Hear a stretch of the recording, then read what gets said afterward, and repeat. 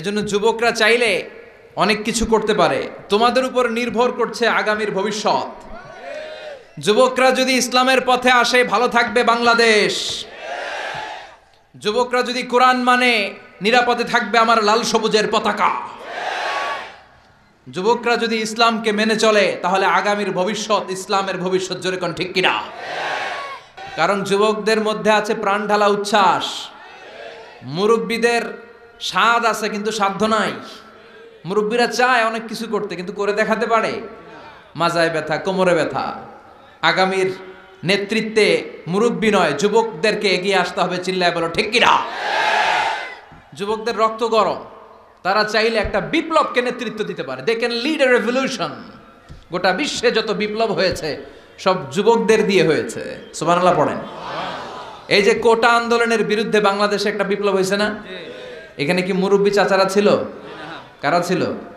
আমার দেশের দামাল ছেলেরা, তারুণ্যের উচ্ছ্বাস নিয়ে তারা এসেছিল। তারা জ্বলে উঠেছিল আপন শক্তিতে। চিল্লা এখন ঠিক কিনা? তো মুসলিম যুবকদেরকে জ্বলে উঠতে হবে আপন শক্তিতে। এরপরে নিরাপদ সড়ক চাই, একটা আন্দোলন হয়ে গেছে এই দেশে। ওইখানে কি মুরব্বীরা নেতৃত্ব দিয়েছিল?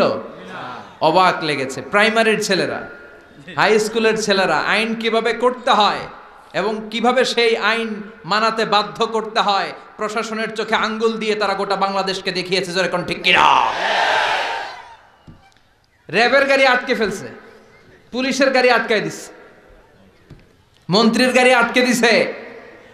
বলছে লাইসেন্স দেখেন, show me the driver's licence. খবর আছে না নাই? স্যার স্যামুয়েল হ্যান্টিংটন একটা বই লিখে গোটা বিশ্ব কাঁপিয়েছে, দ্য ক্ল্যাশেস অফ সিভিলাইজেশন, সভ্যতার সংঘাত। গোটা বিশ্বব্যাপী শুধু দাপট, লড়াই, স্নায়ুযুদ্ধ, কোল্ড ওয়ার, ক্ষমতার দাপট নিয়ে গোটা বিশ্বে এখন রমরম অবস্থা। কে কার চেয়ে বড় সুপার পাওয়ার হতে পারে? এখন সবচেয়ে বড় super power United states of America, ঠিক কিনা?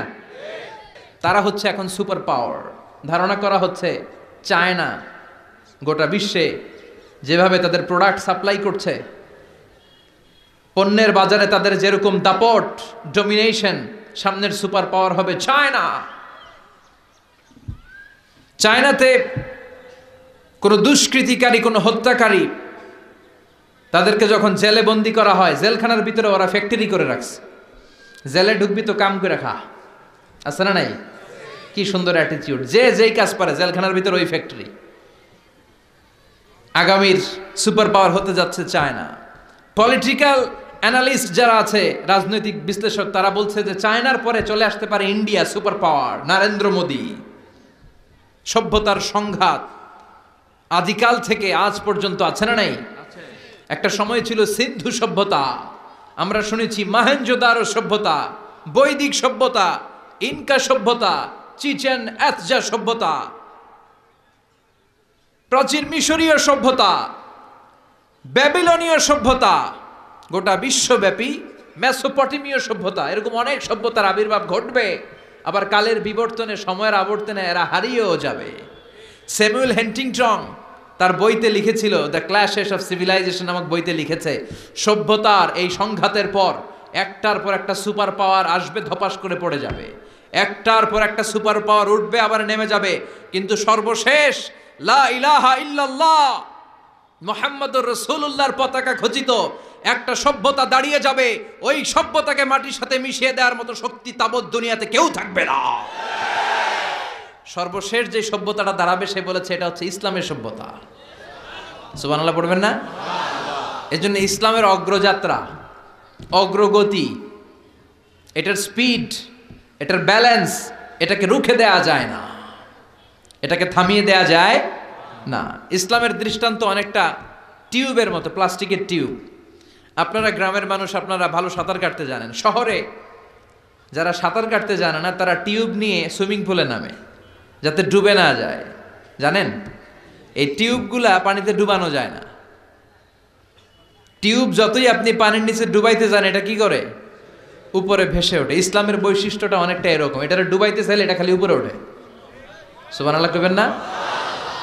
ইসলামের বৈশিষ্ট্য অনেকটা চারা বীজের মতো। চারা বীজ, বীজ রোপণ করি না আমরা মাটিতে, ওরা ওদের মুখের ফুৎকারে ইসলামকে নিভিয়ে দিতে চায়, ওরা ইসলামকে মাটির নিচে গেড়ে ফেলতে চায়, কিন্তু ওরা জানে না ইসলাম হচ্ছে চারা বীজের মতো। চারা বীজ মাটিতে গেড়ে দিলে কি হয়? হ্যাঁ, ডালপালা সহ এটা উপরের দিকে বেড়ে ওঠে। চিল্লায় বলেন ঠিক কিনা? এজন্য ইসলামের অগ্রযাত্রাকে কেউ থামিয়ে দিতে পারবে? ওই ইসলাম পেয়ে আমরা খুশি না বেজার? এজন্য সোশ্যাল মিডিয়াতে আমরা ইসলামের পক্ষে কাজ করব। যত ভালো ভালো কথা আছে, কথামালা আছে, স্ট্যাটাস আছে, ভিডিও ক্লিপস আছে, এগুলো আমরা শেয়ার করব ইনশাল্লাহ। পড়েন যুবক ছেলেরা, তোমাদের স্মার্টফোনগুলারে ইসলামের পক্ষে ব্যবহার করবা। এই স্মার্টফোন হবে ইসলামের পক্ষের শক্তির হাতিয়ার। চিল্লায় বলেন ঠিক কিনা? এটা দিয়ে শুধু সেলফি মারলে হবে না। এখন খালি পোলাপান দুমায়া সেলফি তোলে। কি তোলে? আমাদেরকে পাইলেও সেলফি তোলে, আমগরেও ছাড়ে না। কয় হুজুর একটা সেলফি। আবার সেলফি তুলতে গেলে হাতটার এইভাবে করে রাখে, এইভাবে বাঁকা করে থাকে। আমি বললাম এটা কি স্টাইল? কয় হুজুর এটা গ্যাংনম স্টাইল। কি style? It's the Gangnam style. আছে না নাই? তো এজন্য প্রযুক্তির কল্যাণে আমরা যা পেয়েছি, আমরা চাইলে এটাকে ইসলামের পক্ষে ব্যয় করতে পারি। ঠিক কিনা? আল্লাহ তুমি বুঝার তৌফিক দাও। আর জোরে পড়েন আমিন। 26তম মাহফিল। এই মজলিসের বিরুদ্ধে যারা ষড়যন্ত্র করে তাদেরকে রুখে দিতে হবে। চিল্লা এখন ঠিক কিনা? গোটা বিশ্বব্যাপী ইসলামের বিরুদ্ধে ষড়যন্ত্র আসলেই সেগুলোকে রুখে দিতে হবে। ঠিক কিনা? আমি সোজা সাপটা যে অ্যানাউন্সমেন্টটা মানুষকে দেই যে 4টা জিনিসের ব্যাপারে আমাদের ইমোশন ভেরি সেন্সিটিভ। এক হচ্ছে আমার রব। আমাদের রবকে আল্লাহ। এই আল্লাহর ব্যাপারে কথা বললে ওর ছাড় আছে? না, ওর ছাড় নাই, ওর খবর আছে। ওর কি আছে? 90%-এরও বেশি মুসলমান এদেশে। সেদেশে আমার রবকে নিয়ে তুমি কটু কথা বলতে পারো না। তুমি নাস্তিক, খুব ভালো, তুমি 4 দেয়ালের ভিতরে থেকে নাস্তিকতা নিয়ে বসে থাকো, কিন্তু তুমি ইসলাম নিয়ে কটূক্তি করতে পারো না। চিল্লা এখন ঠিক কিনা? 4টার এক হচ্ছে আমার রব, যিনি আমার স্রষ্টা, যিনি আমাকে রিজিক দেন, যিনি নিয়ামত দিয়ে আমাকে ঋণী করেছেন, তার বিরুদ্ধে কথা বললে সহ্য করা হবে। নাম্বার 2, আমার প্রিয় নবী, যে নবী আমার জন্য সুপারিশ করবে, যে নবীর সুপারিশ না মিললে জান্নাতে যাওয়া আমার জন্য কঠিন হয়ে যাবে, যে নবী আমার জন্য কেঁদেছে, আপনার জন্য কেঁদেছে, আমাদের জন্য কেঁদেছে, যে নবী গোটা বিশ্বকে সভ্যতা, মানবতা, ভদ্রতা, সিভিলাইজেশন সব এই বিশ্বনবী শিখিয়েছে। এই বিশ্বনবীর বিরুদ্ধেও যদি কথা বলা হয়, তাদের সাথেও আমাদের কোনো সম্পর্ক নাই। চিল্লা এখন ঠিক কিনা? 3 নাম্বার হচ্ছে আমার ইসলাম। আর কিছু থাক বা না থাক, এদেশে ইসলাম থাকবেই। যে দেশে আল্লাহু আকবার ধ্বনির সাথে সূর্য উঠে যায়, যে দেশে আল্লাহু আকবার ধ্বনির সাথে সাথে সূর্য ডুবে যায়, ওই দেশে আর কিছু থাক বা না থাক, ইসলাম থাকবে। 4 নাম্বার হচ্ছে আমার কোরআন। যেই কোরআনকে আল্লাহ তাআলা পাঠিয়েছে আমার হেদায়েতের জন্য, এই কোরআনের বিরুদ্ধেও যদি কেউ কথা বলে, তাদের বিরুদ্ধে প্রতিবাদ করে গর্জে উঠতে হবে মুসলমান। চিল্লায় বলেন ঠিক কিনা?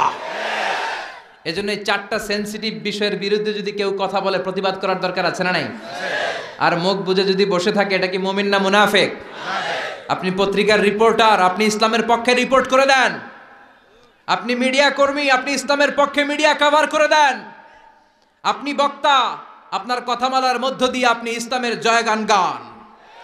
আপনি প্রশাসনের লোক, আপনার টিম দিয়ে আপনি ইসলামকে সাহায্য করবেন। কারণ ইসলাম আমাদের কাছে আমানত, এই কোরআন আমাদের কাছে আমানত। যিনি এই এলাকার চেয়ারম্যান, পুরো ইউনিয়ন পরিষদটা তার কাছে আমানত। যিনি এই এলাকার মেম্বার অফ দ্য পার্লামেন্ট, পুরো নির্বাচনী এলাকাটা তার কাছে আমানত। এজন্য এই 4টা জিনিসের বিরুদ্ধে কথা বললে আমরা সহ্য করি না। এই 4টা জিনিসের বিরুদ্ধে কথা বললে আমাদের প্রতিবাদ আছে না নাই? আমাদের হৃদয়ের রক্তক্ষরণ আছে না নাই? মাঠে ময়দানে আমাদের গর্জে ওঠার দরকার আছে না নাই? কারা কারা রাজি আছো দুহাত উঁচু করে আল্লাহর দেখা?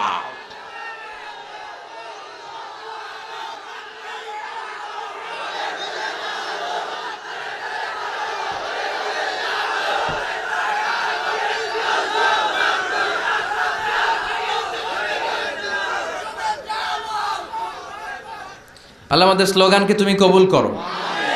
আমরা যেন আমাদের স্রষ্টার উপর অগাধ বিশ্বাস রেখে ইন্তেকাল করতে পারি, তৌফিক দাও। বিশ্বনবীর ভালোবাসা যেন আমাদের অন্তরে থাকে, তুমি তৌফিক দাও। আল্লাহকে যে পাইতে চায় হযরতকে ভালোবেসে আরশ কুরসি লৌহ কালাম না চাইতে পেয়েছে সে হযরতকে ভালোবেসে আরশ কুরসি লৌহ কালাম না চাইতে পেয়েছে সে। সুবহানাল্লাহ পড়েন। বিশ্বনবীর ভালোবাসার দরকার আছে না নাই? এই কোরআন দিয়ে যেন বাংলাদেশের আইনগুলো পাশ হয়, আল্লাহ তুমি তৌফিক দাও। সংসদ ভবনে যেন কোরআনের চর্চা হয়, তুমি তৌফিক দাও।